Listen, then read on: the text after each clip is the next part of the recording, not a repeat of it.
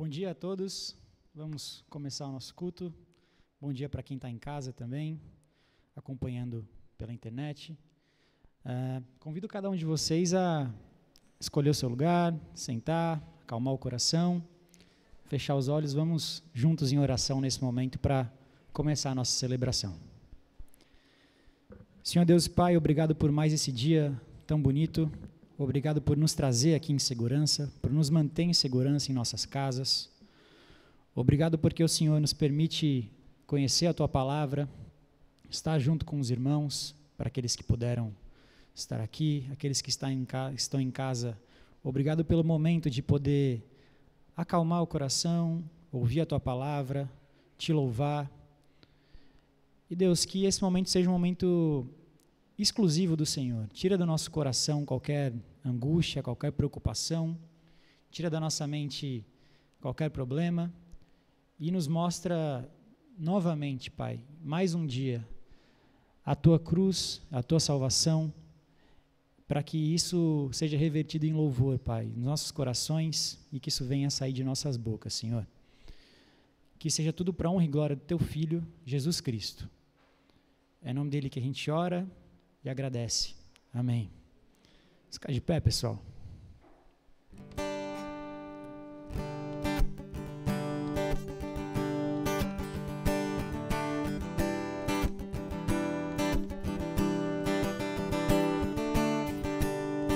Sobre nós e através de nós, seja feita a Tua vontade. Nos ensine a Te imitar, por aqui em toda parte. Nossos pés, boca e mãos, nossa mente e coração, tudo em Ti e para Ti.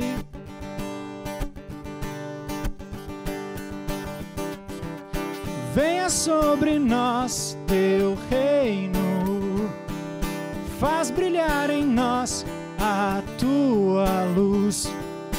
Quem pode esconder uma casa sobre um monte?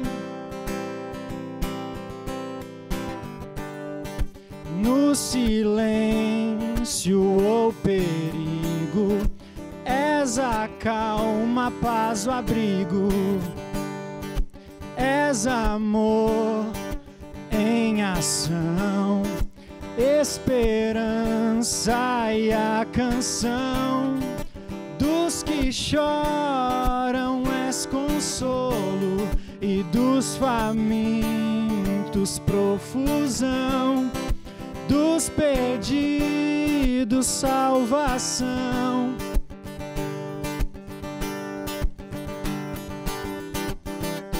Venha sobre nós Teu reino, faz brilhar em nós a Tua luz. Quem pode esconder uma casa sobre um monte?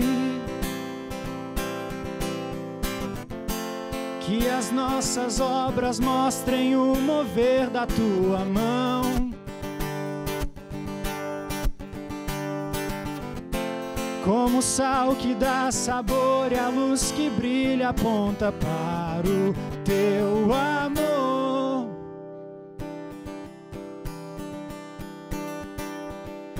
Venha sobre nós Teu reino, faz brilhar em nós a Tua luz. Quem pode esconder uma casa sobre um monte? Venha sobre nós Teu reino, faz brilhar em nós a Tua luz. Quem pode esconder uma casa sobre um monte? Quem pode esconder uma casa sobre um monte, né? A pessoa que encontra a salvação não tem como esconder, né? Como você esconde uma casa sobre um monte? É uma coisa muito grande, é uma mudança muito grande na vida da pessoa para que isso não seja visto, não seja notado. E quando a gente encontra o verdadeiro Deus, isso realmente muda as nossas vidas e que Ele continue nos transformando. Grande é o Senhor e muito digno de louvor. Na cidade do nosso Deus, seu santo monte, a alegria de toda a terra.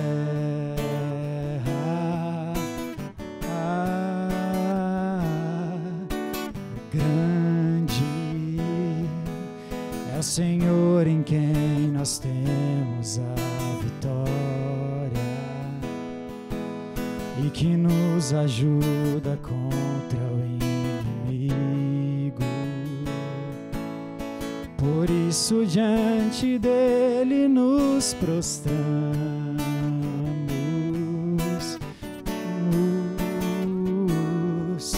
queremos o teu nome engrandecer e agradecer-te por tua obra em nossas vidas. Confiamos em teu infinito amor,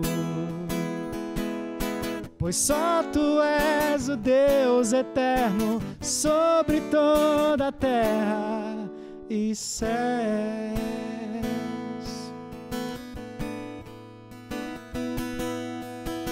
Grande é o Senhor e muito digno de louvor. Na cidade do nosso Deus, seu santo monte,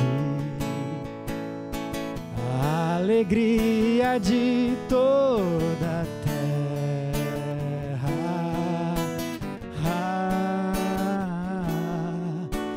Grande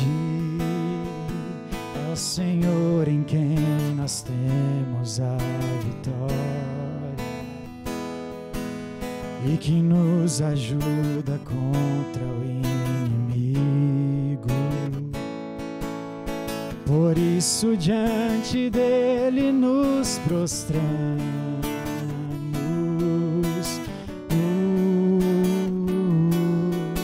queremos o teu nome engrandecer e agradecer-te por tua obra em nossas vidas. Confiamos em teu infinito amor, pois só tu és o Deus eterno sobre toda a terra. Queremos o teu nome engrandecer e agradecer-te por tua obra em nossas vidas. Confiamos em teu infinito amor, pois só tu és o Deus eterno sobre toda a terra e céus.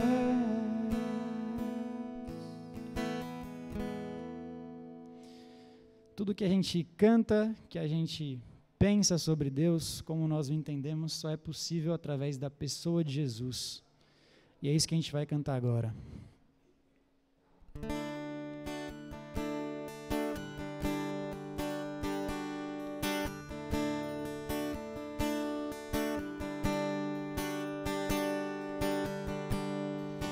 Ele não tinha qualquer beleza ou majestade para nos atrair. Nada havia em sua aparência para o desejarmos, mas rejeitado dentre os homens, ainda assim carregou nossas dores, e o seu castigo nos traz paz. e a esperança não se esvai. A oferta pela culpa ele ofereceu para satisfazer o Criador. Ele morreu para que a sua luz em nós pudesse brilhar. O Filho do amor se entregou em nosso lugar.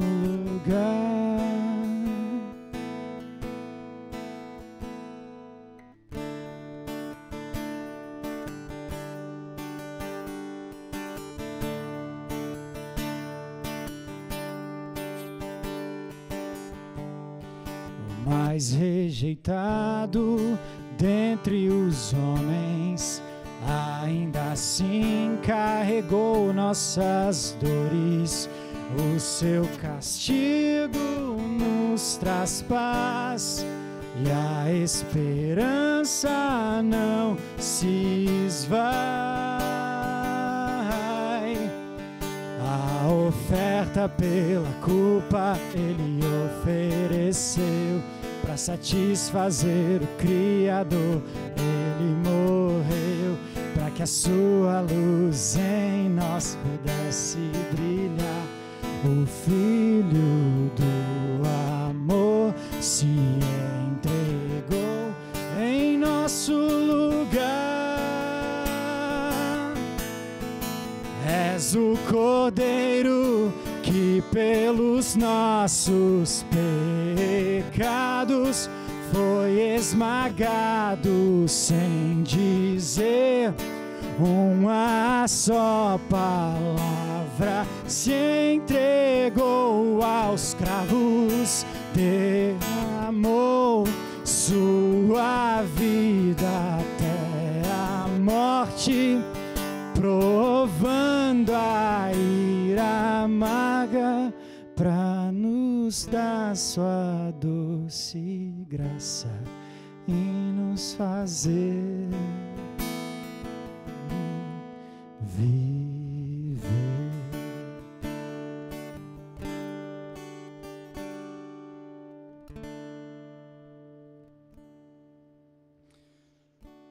Dá uma pausa nos louvores agora, para o nosso momento de oração. E o texto que nós temos é 1 Tessalonicenses 5,16. É um texto bem curtinho. É uma ordem, conselho de Paulo, bem curtinho. Deixa só o pessoal projetar que a gente... 1 Tessalonicenses 5,16. Regozijai-vos sempre. A versão que eu tenho aqui, alegrai-vos sempre. É difícil, né? É bem difícil. Tem texto que a gente lê 5 linhas e fala, nossa, esse daqui parece uma coisa razoável. Esse daqui, regozijai-vos sempre. Sejam sempre alegres. Parece uma ordem impossível, assim como várias outras que a gente acha impossível que Deus faça em nossas vidas. E eu converso com os adolescentes sempre no PG da semana, e a gente sempre fala, né, como nós vamos ficando mais cínicos, eu diria, quando nós somos adultos. Eu acho que por isso Jesus fala que a gente tem que receber o evangelho como criança. Quando você é criança, você fala, se você fala para uma criança voa, ela vai pular e vai achar que vai voar. O adulto, se você fala para ele uma coisa, você fala, mas será? Putz, terça-feira eu tenho tal coisa para fazer, não sei se dá. A gente coloca barreiras no que Deus pode fazer. Nós falamos, Senhor, eu acredito, mas ao mesmo tempo a gente fala, putz, mas será que dá mesmo? E esse texto tão curtinho nos mostra que a alegria é sim possível, porque se Paulo dá esse conselho, essa ordem para nós, isso é possível. Isso é possível. E a alegria do Senhor é a nossa força, como diz a própria Bíblia. Atribulados, mas nunca contristados, sempre alegres. Temos vários exemplos na Bíblia de que a alegria é necessária e é um conselho, um mandamento. E a gente busca muito texto nessa época de pandemia, principalmente, né? De consolo, de fortaleza, mas a palavra só que queria trazer para a nossa oração hoje é a alegria. E eu queria que nós fechássemos os olhos e pensássemos no que eu tenho me alegrado, o que Deus tem feito na minha vida em meio a tantas coisas que têm acontecido que eu posso dar um sorriso sincero e agradecer. Senhor, você tem feito coisas que eu não imaginava que seriam possíveis nesse momento. Eu acho que cada um de nós aqui, por mais que nós vejamos sempre a metade mais vazia do copo, a gente pode olhar e sempre vai ter alguma água no nosso copo. E foi Deus que colocou. Então eu queria que nós fechássemos os olhos nesse momento e pensássemos no que eu posso me alegrar agora, o que eu posso fazer.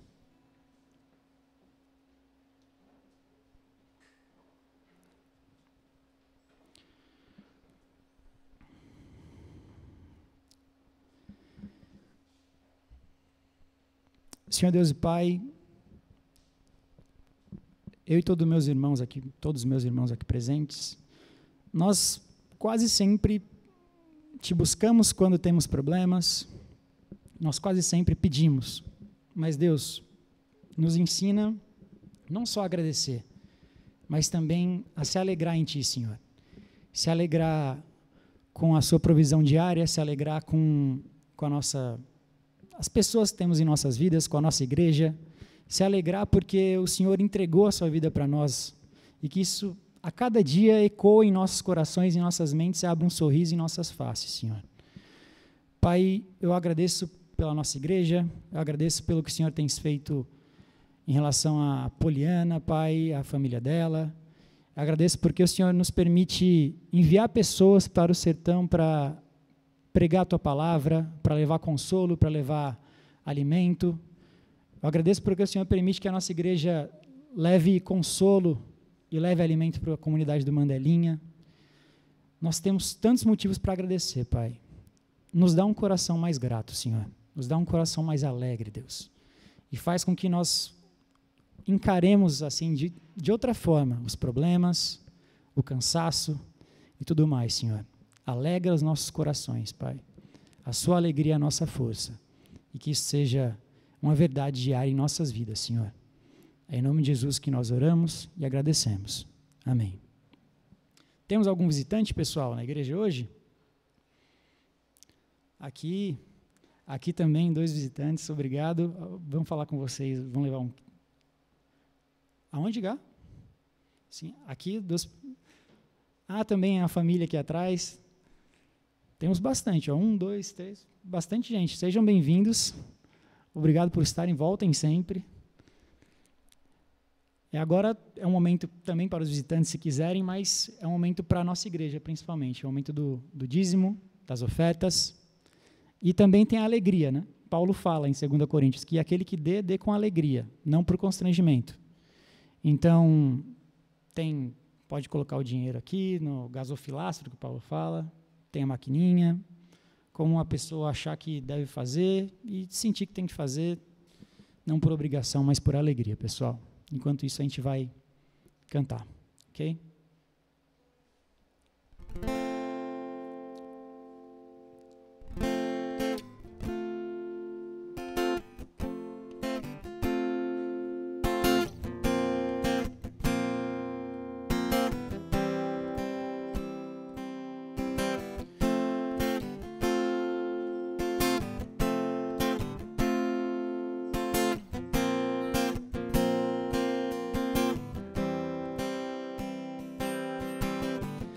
Onde me mandares ir eu sigo, tudo que o Senhor disser repito, já não vivo eu, sou inteiramente teu, tudo que o Senhor disser eu nego, cada plano em tuas mãos entrego, já não vivo eu, sou inteiramente seu e nada vai me afastar.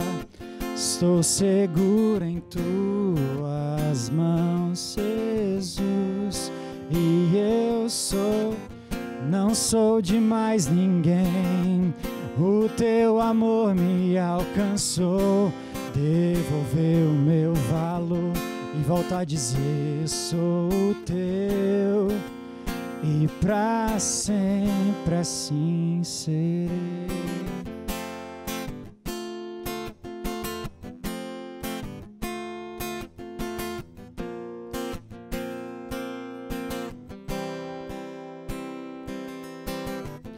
Onde me mandares ir eu sigo, tudo que o Senhor disser repito, já não vivo eu, sou inteiramente teu.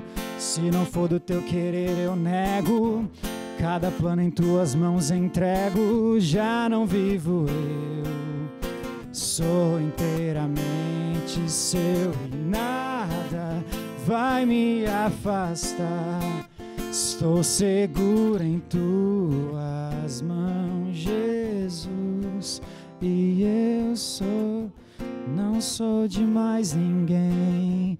O teu amor me alcançou, devolveu o meu valor e volta a dizer sou teu. E pra sempre assim serei, não sou de mais ninguém. O teu amor me alcançou, devolveu o meu valor, eu volto a dizer sou teu, e pra sempre assim serei.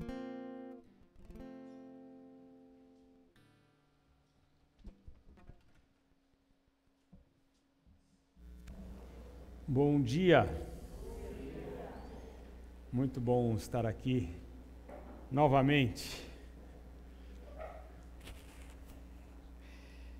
Hoje temos a nossa equipe menor, porque muitos viajaram para o Nordeste, pastor Jafé com outras pessoas, pastor Jafé, o Esdras, quem mais? Mauri, Gilberto, Kraupe, tem mais um, hein? O Saulo, ele vai voltar Paulo, né? Sempre, né? Depois dessa viagem. Mas vamos orar por eles, eles estão lá e que Deus os abençoe. Eles estão visitando comunidades que a nossa igreja participa ativamente. Então, isso nós precisamos estar acompanhando os nossos missionários, obrigado Elisa, nossos missionários em oração. Vocês podem abrir suas Bíblias em Mateus 25 e 26. Hã? Não está funcionando? Tá sim. Está funcionando. Não está ouvindo? Aumenta mais, tá bom? Se não, aumenta o aparelhinho. Muito bem. Metade do capítulo 25 até o capítulo 26, ele fala de espera. Como que nós esperamos, como devemos esperar a segunda vinda de Jesus. Como devemos esperar nosso encontro com Jesus. Então, o capítulo 25, metade do capítulo 25, até o versículo 36, nós vemos como que Jesus voltará, os sinais da segunda vinda, e é um capítulo interessante. E o capítulo 25 inteiro, o capítulo 24 eu estou falando, o capítulo 25 inteiro e metade do capítulo 24 ele fala sobre como devemos esperar. Então ele põe um capítulo e meio para como devemos esperar e metade de um capítulo sobre a segunda vinda de Cristo. Quem quiser estudar, vai estudar essa parte. E o mais importante, que é o que ele dá mais tempo aqui, o evangelista, ele coloca como devemos esperar a segunda vinda de Cristo. Esperar é um negócio interessante, né? Você quer esperar tuas férias, ou esperar uma viagem, ou esperar um encontro com alguém que você está sentindo saudades e não vê há muito tempo. essa espera parece muito longa, né? Agora, se você espera, quando chega esse lugar, essa hora onde você encontra a pessoa parece que o tempo passa rapidinho, né? A espera antes demorava 10 minutos, demorava meia hora.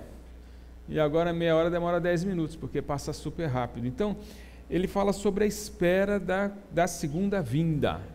Como que devemos esperar a segunda vinda? E ele fala isso com parábolas. Então, eu queria que nós, e eu já estou alguns domingos falando sobre isso, eu acho que vai ser o último, eu queria que nós pensássemos como que nós estamos esperando a segunda vinda de Jesus Cristo. Tá? Vamos orar? Nosso Deus e Pai, sabemos que o Senhor vem e que não estejamos despreparados ou negligentes com a sua vinda, Senhor. Mas ajuda-nos a estar prudentes, esperando o Senhor como o Senhor vem rápido. Em nome de Jesus. Amém. Então essa espera ele coloca em parábolas. E a parábola é uma ilustração são várias parábolas, uma complementa a outra e repete um pouquinho do ensino da outra e avança um pouquinho. Então nós vemos uma meio sobreposta a outra parábola. Então no capítulo 24 nós temos quem não quer ser surpreendido com a volta de Cristo. Ele fala sobre isso. E ele põe uma analogia com os dias de Noé. Né? Noé ficou 120 anos construindo uma arca que nunca tinha chovido naquela época. E falou, vai chover e vai inundar a terra e vai todo mundo morrer. E durante 120 anos ninguém ouviu. E a segunda vinda ele coloca com essa analogia da surpresa de Noé. Da surpresa que o povo teve quando começou a chover, mas a porta já havia sido fechada. Então é a primeira parábola. E ele põe nesse texto também que Jesus volta como um ladrão à noite. Ninguém sabe que o ladrão vai chegar, então ele chega de surpresa. Então a segunda vinda de Jesus é analogamente à época de Noé, a época que ninguém ligava muito, viam como um ladrão à noite, né? E ele fala que as pessoas viviam normalmente nessa época, casavam, se davam casamento, ou seja, se formavam, cozinhavam, trabalhavam, e nessa vida normal da pessoa, Jesus voltou. Interessante isso, né? Então, a normalidade presente, e essa normalidade vai ser surpreendida com a segunda vinda de Cristo.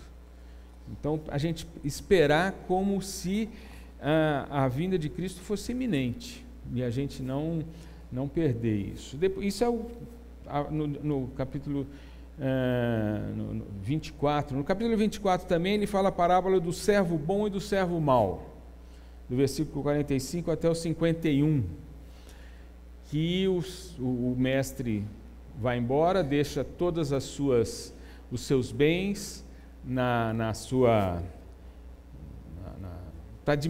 para o seu escravo, né? Porque aquele mordomo, o mordomo naquela época era o escravo, para administrar os seus bens. E é interessante porque ele coloca que os servos raciocinaram assim: meu senhor demora-se, então eu posso fazer o que eu quero. Então maltratavam os servos, faziam o que eles queriam naquela propriedade e não eram bons mordomos. Por quê? Porque eles falavam, o meu senhor vai demorar mesmo. E aí o mestre volta e encontra aquela propriedade do jeito que mal administrada. E aí essas pessoas vão ser lançadas, como diz aqui, como hipócritas, haverá choro e ranger de dentes para onde eles vão. Como diz o versículo 50 e 51, virá o Senhor daquele servo em dia em que não se espera, e a hora que não se sabe, e castigá-los-á lançando-lhe sorte sobre os hipócritas, ali haverá choro e ranger de dentes. Então, essa espera como um trabalhador fiel no seu serviço. É outra dica para nós, para a segunda vinda de Jesus Cristo, né? Depois nós estudamos a parábola das 10 virgens, que é esperar como aquele que pode demorar, né? O primeiro eu já falava, meu Senhor demora-se, então agora eu vou fazer o que eu quero. Mas as 10 virgens, o noivo estava demorando muito, e aí elas dormiram, como nós falamos um dia, uma pregação toda sobre isso, e elas dormiram.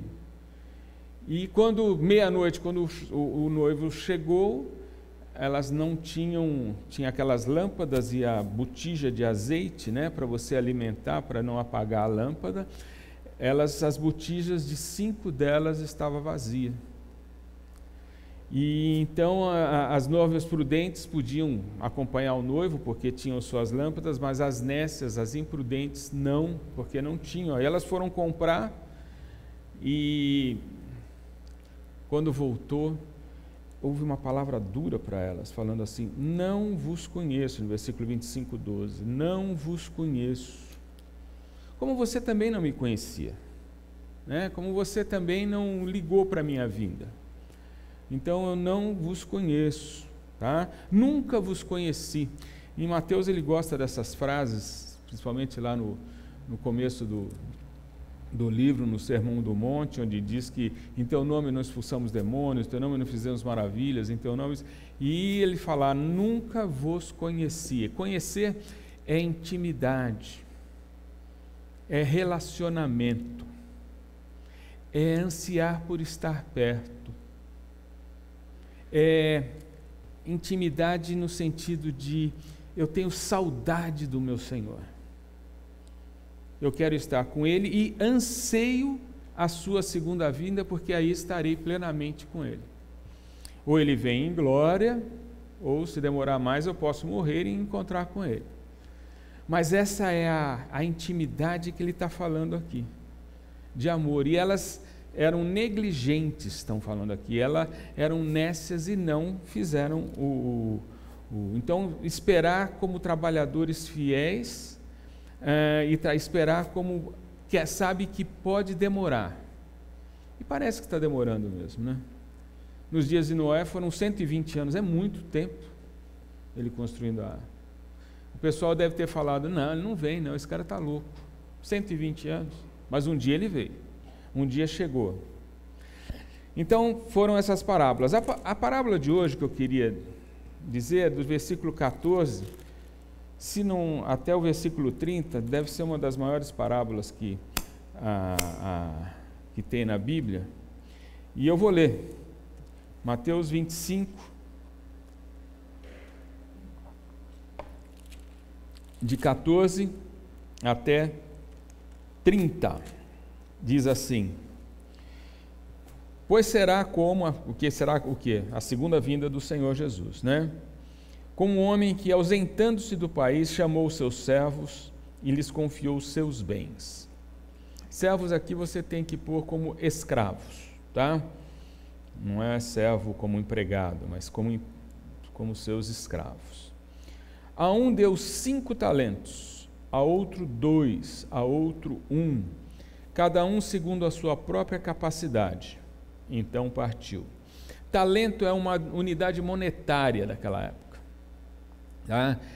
O talento dava mais ou menos alguns 1000 dias de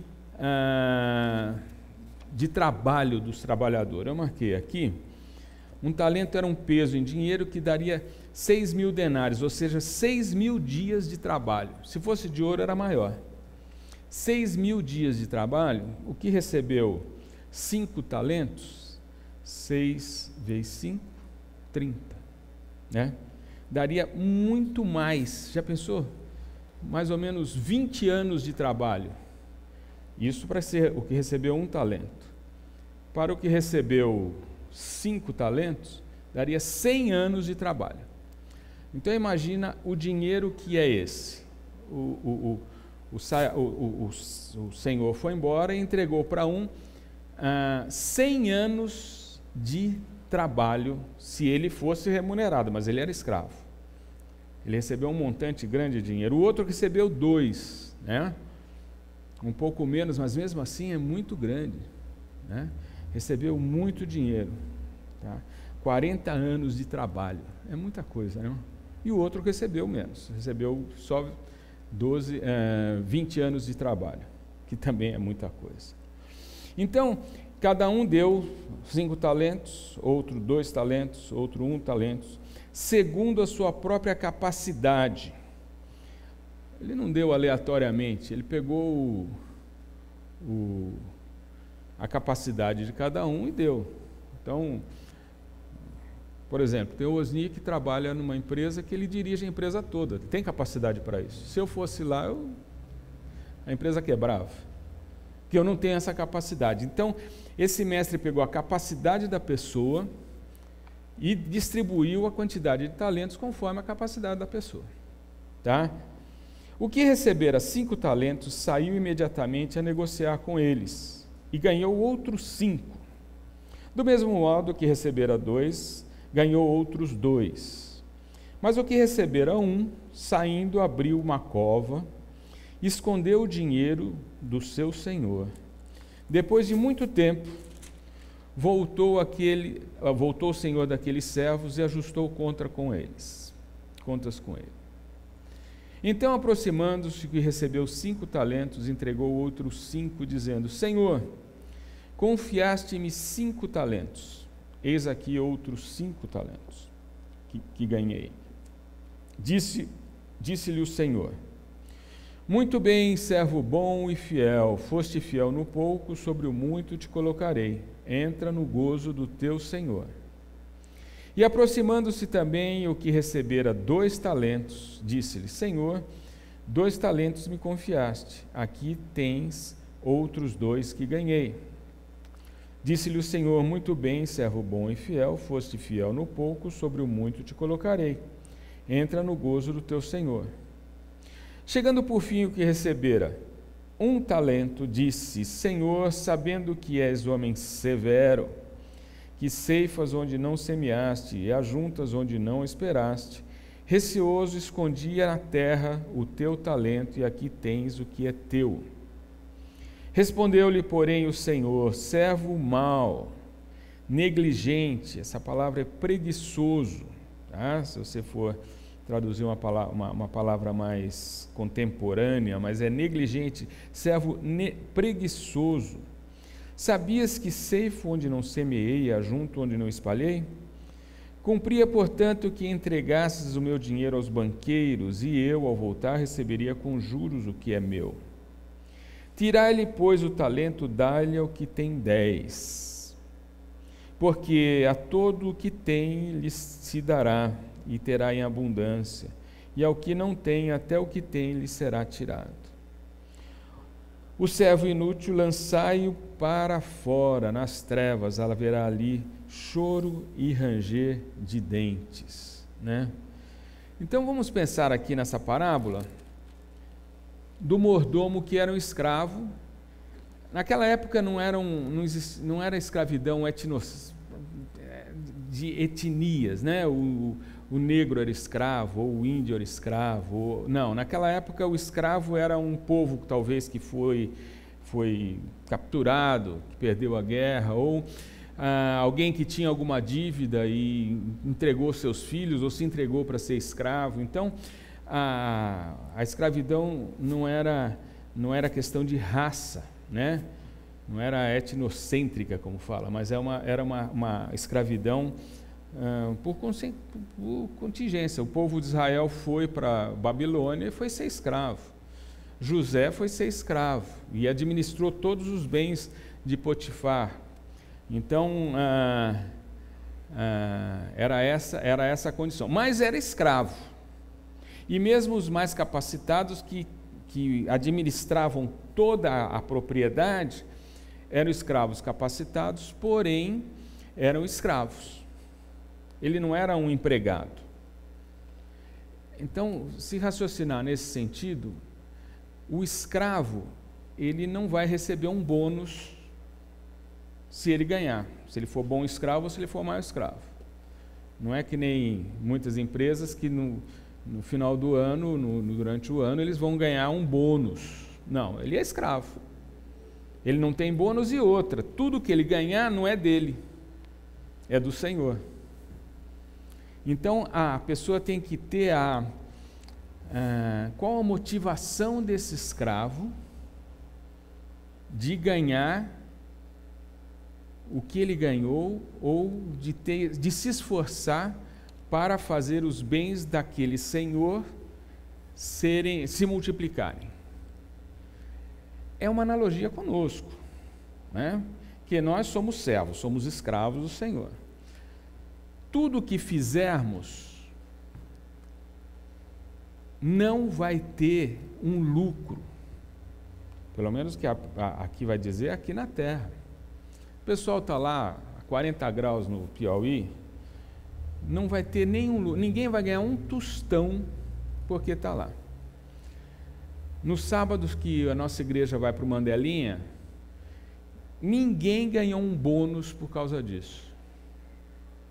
Nada, nada, nada. Se vocês veem todas as cadeiras hoje, agora aqui, esterilizadas, a calçada limpa, o banheiro brilhando, quem fez isso não ganha um bônus por causa disso. Sabe por quê? Porque todos são escravos. Todos fizeram por amor ao seu Senhor e não esperando lucro. Então, na realidade, a gente tem que ter sempre a ideia de que nós somos escravos. Administramos tudo. Como administradores, a gente não pode dizer que a gente é dono, não pode chegar a essa petulância de dizer que é dono. Mas temos que ter na nossa cabeça que nada é nosso, tudo é do Senhor. E eu vou trabalhar por isso. Então, agora, aqui na parábola, é interessante que o primeiro servo foi imediatamente e negociou. E ganhou outros 5 talentos. Ou seja, se era todo aquele dinheiro, e ele ganhou outro dono. Naquela época não tinha, ele fala em banqueiros aqui, mas os juros devia ser pouquinho, né? Não dava para ganhar tanto. Talvez ele correu o risco de pegar todo aquele dinheiro e comprou outra fazenda, mais empregados, plantou, cresceu, ou seja, ele administrou o primeiro e o segundo, ele administrou de tal ponto que ele dobrou o dinheiro que ele recebeu. Realmente ele não sentou em casa e ficou esperando o dinheiro crescer. Não, ele trabalhou muito para isso. Eu acredito que ele abriu uma padaria, abriu uma farmácia, sei lá o que ele abriu, qualquer coisa com aquele dinheiro, mas ele expandiu esse dinheiro. Com o esforço e com o perigo também, né? O perigo de perder esse dinheiro. Agora, o terceiro não, o terceiro pôs o dinheiro no chão, cavou e pôs o dinheiro no chão. Agora, é interessante quando o mestre volta, o chefe, o dono. Então, o primeiro diz assim: confiaste-me 5 talentos ou me confiaste 2 talentos, e aqui tem 5, tem que o dobro, tá? Eu te dou mais 5 e mais 2. E eles falam isso com certo orgulho, né? Você fala assim, puxa vida, né? Então, o que recebeu entregou 5 talentos. Senhor, confiaste-me 5 talentos, e aqui outros 5 talentos. Por que ele estava feliz? Não é nada dele. E esse orgulho que ele está tendo é um orgulho que não é pecado, é um orgulho dizendo: eu consegui fazer isso, está aqui, Senhor. Por que que ele fez isso? Se ele não vai ganhar um bônus disso, pelo menos ele não esperava. Porque ele fez pelo seu mestre, pelo dono da fazenda, pelo dono do empreendimento. Ele fez porque ele quis dar, ele ficou feliz em aumentar o bem do seu Senhor. Tem outras parábolas aqui, mas eu não vou explicar, que explicam o que é a gente faz a obra por amor ao Senhor, né? A parábola do fazendeiro que foi às 6 horas da manhã, pegou alguns empregados, depois pegou às 9, pegou às 12, pegou às 15, pegou às 18 horas e no final ele começou a pagar o que recebeu primeiro e pagou o mesmo dinheiro para todo mundo. E os primeiros falaram: nós trabalhamos o tempo todo, como é que eu estou recebendo menos? Não é o trabalho, mas você está trabalhando para mim, por amor a mim. Você está pegando esse trabalho, não interessa o que os outros sabem, fazem ou te julgam, mas esse trabalho é para mim. Que Deus deu esse trabalho para mim. Não interessa se é quem prega, ou quem varre o chão, ou quem está no Piauí. Não é um olhar para o outro e falar: mas o meu trabalho é melhor que aquele.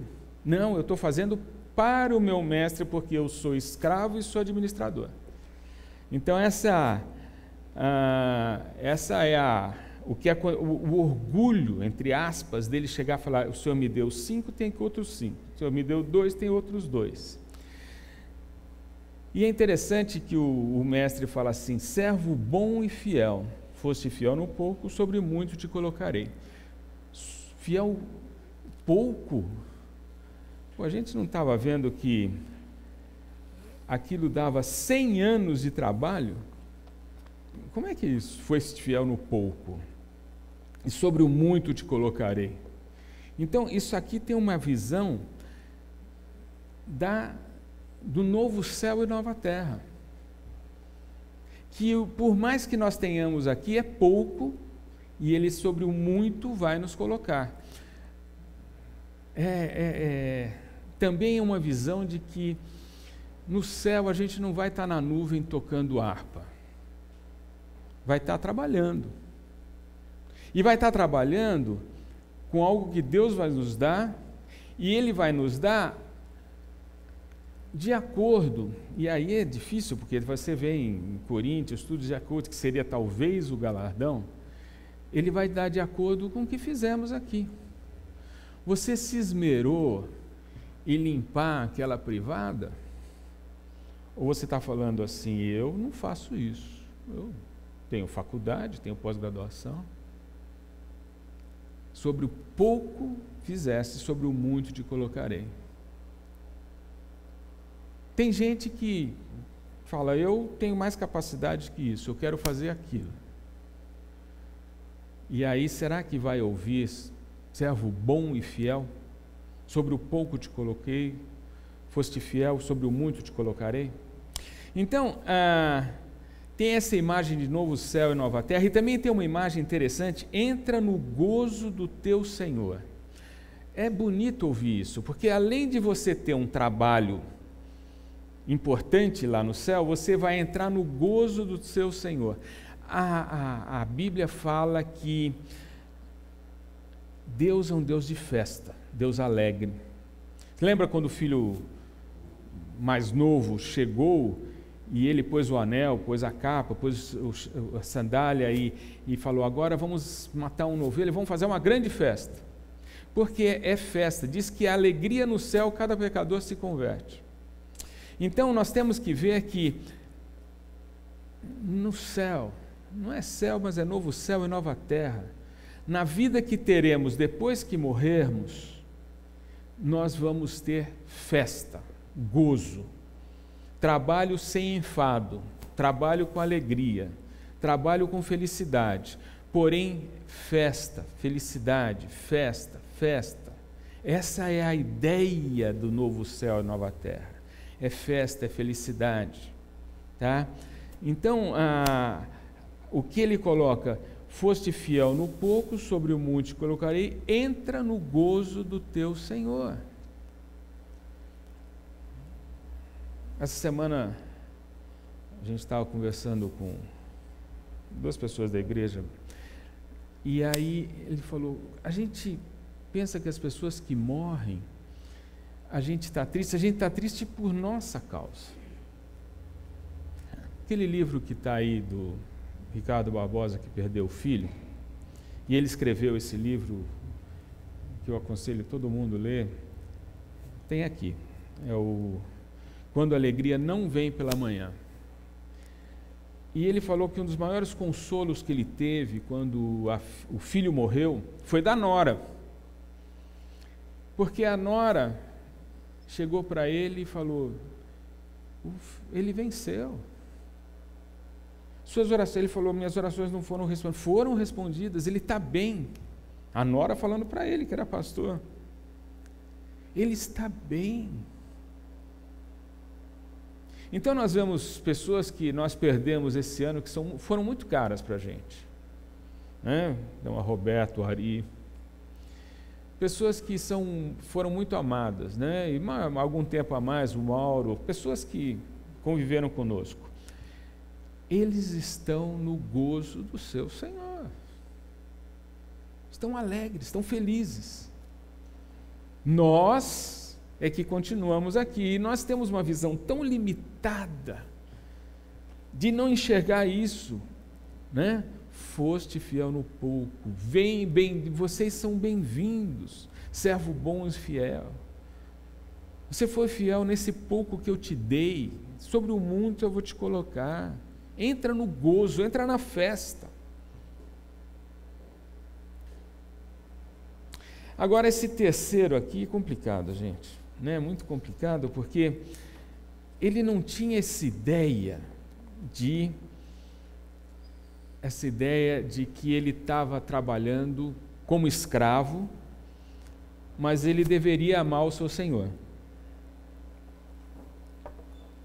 Que mesmo ele não recebendo bônus do trabalho dele, que ele recebeu um talento, ele mesmo recebendo bônus, ele não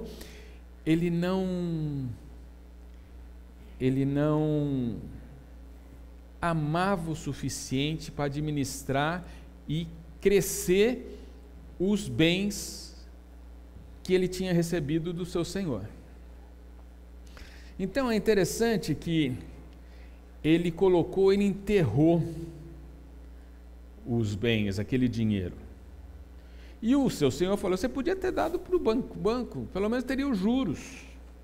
Poderia ter um pouco a mais, mas enterrou.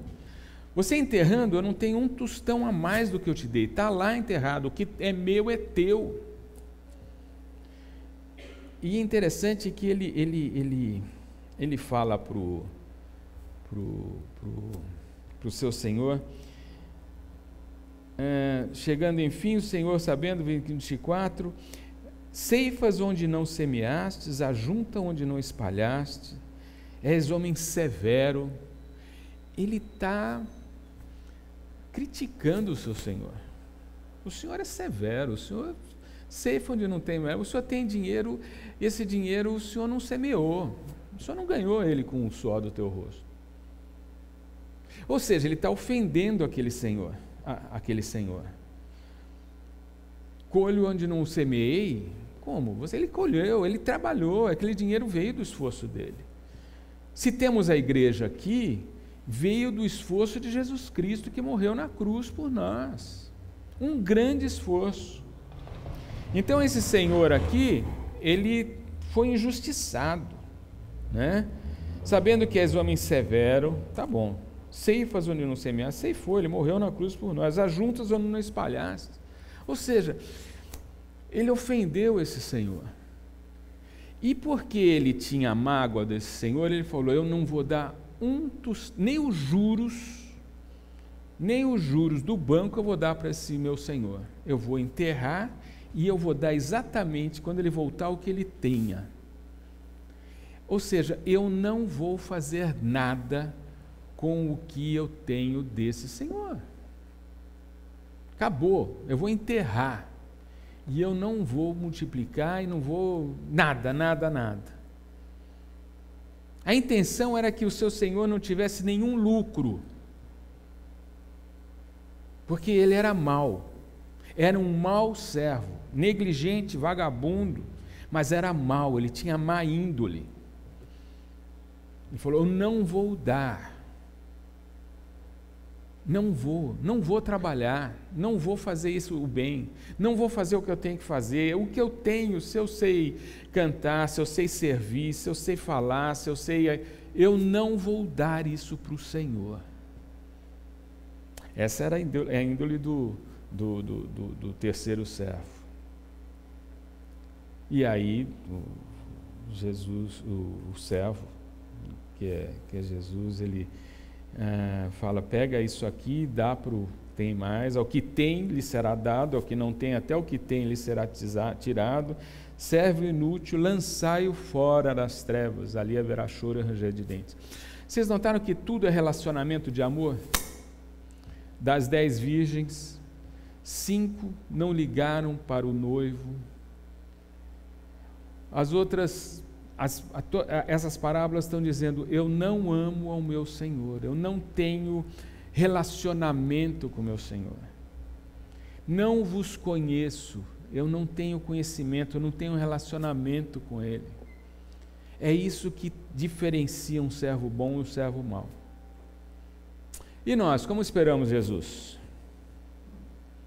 Nós somos comissionados para crescer os bens do nosso Mestre. Que bem o nosso Mestre, Jesus, colocou na sua e na minha mão. Ele me colocou isso na mão. Cada um sabe o que Deus colocou na sua mão. E o que eu vou fazer com isso? Eu vou enterrar como aquele servo negligente, mau, ou eu vou multiplicar isso? O que eu vou fazer? O que se espera do escravo, que somos nós, né? Melhorar os ativos do mestre. Reconhecer que nós temos habilidades. E essas habilidades, como estão sendo feitas? Todo o nosso trabalho na igreja é voluntário. O trabalho financeiro na igreja, de administrar isso aqui, é voluntário. Pegar as ofertas, pôr no banco, gastar, pegar nota fiscal, dá trabalho isso, gente. Hoje de manhã, deixar isso aqui prontinho e bonitinho, cheiroso, limpo, dá trabalho. Tudo dá trabalho. Levar as coisas para o Mandelinha dá trabalho, e para o Piauí dá trabalho. As virgens, 5 virgens negligentes, achavam que era um trabalho muito fácil. Acho que por isso que elas foram dormir e não fizeram nada. Mas aqui nós vemos que esse servo aqui achou um trabalho muito difícil. Então vamos pôr na cabeça que nós temos que melhorar os ativos do Senhor. Como? Eu não sei. Cada um sabe o que tem na mão. Nós temos a grande comissão, né? Ide, fazei discípulos de todas as nações, ensinando todas as coisas que devem ser aguardadas ao meu nome, batizando-os em nome do Pai, do Filho e do Espírito Santo. Essa é a finalidade, é o final da nossa missão. E com isso, nós temos outras coisas. Nós vamos fazer o bem, vamos chamar as pessoas. Quantos naquele Mandelinha não vão se converter? Espero que muitos. Quantos não vão aprender a palavra? Muitos. No Nordeste, quantos que vão fazer? Então, a finalidade, o final é a grande comissão. Fazer discípulos, batizar, ensinar as coisas que Jesus nos ensinou. Outra coisa que está nas nossas mãos, veja o Sermão do Monte, o caráter de Jesus em nós. Os pobres de espírito, os que choram, os mansos. Ou seja, o fruto do Espírito, isso aí é um prato que nós temos aqui e podemos crescer com isso. O fruto do Espírito. Pelos frutos conhecereis, diz a palavra. E aqui mesmo, né, no Mateus 7, está dizendo que a árvore que não dá fruto deve ser cortada. Ou seja, a Bíblia toda é uma unidade. Aquele que não dá fruto deve ser cortado, porque ele não ama seu mestre. Ele gosta de vir à igreja e sentar, e ir embora, e viver a sua vida, esquecendo que Jesus vai voltar. Esquecendo. Qual é o seu dom? Todo mundo tem pelo menos um dom. Que tipo de servo somos? O que Deus vai encontrar quando voltar? Quando Jesus voltar, vai nos encontrar como? O que você e eu gostaria de ouvir, servo bom e fiel. Entra no gozo do seu Senhor. O pouco te coloquei, sobre o muito vou te colocar. O que você quer ouvir? Então veja o dom que você tem, o que você tem para fazer. Faça-o, não precisa ser aqui na igreja, mas faça a vida toda, ou aqui na igreja. Os seus bens, como é que você está administrando os seus bens?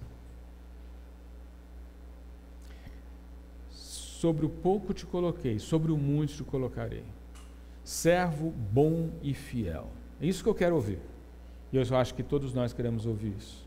Não é, Helmut? Amém? Vamos orar? Nosso Deus e Pai, como queremos ouvir de Ti essas palavras, servo bom e fiel. Sobre o pouco te coloquei, sobre o muito te colocarei. Entra no gozo do Teu Senhor. Ó Deus, vai ser um dia glorioso ao ouvirmos isso. Mas que não possamos, ou alguém ouvir, servo mau e negligente. Vai embora, não te conheço. Ó Deus, que nós possamos administrar aquilo que Tu nos destes, de acordo como Tu queres, Senhor, e multiplicar os bens do nosso Senhor, mesmo sendo escravos como somos. Em nome de Jesus, amém.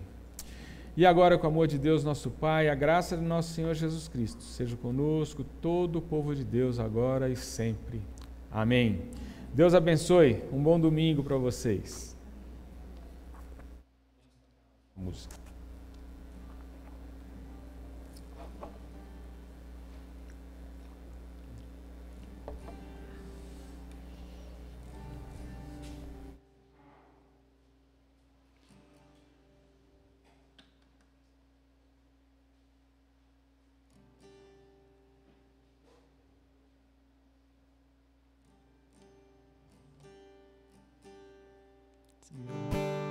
Obrigado.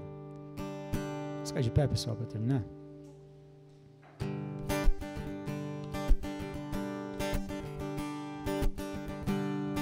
Sobre nós e através de nós, seja feita a Tua vontade. Nos ensine a Te imitar, por aqui em toda parte. Nossos pés, boca e mão, nossa mente, coração, tudo em Ti e para Ti.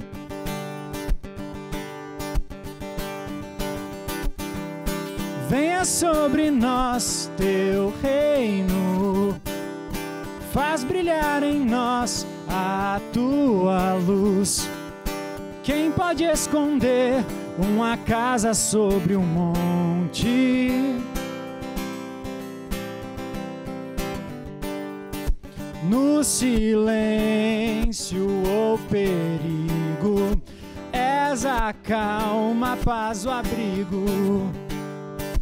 És amor em ação, a esperança e a canção. Dos que choram és consolo, e dos famintos profusão, dos perdidos salvação.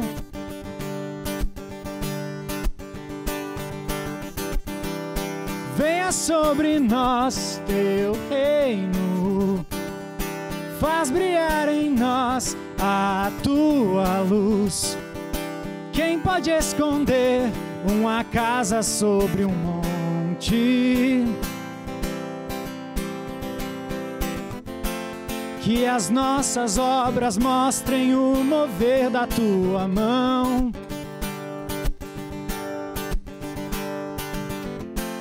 Como o sal que dá sabor e a luz que brilha aponta para o Teu amor.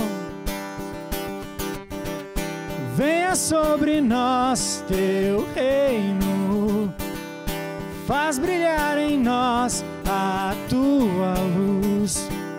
Quem pode esconder uma casa sobre um monte?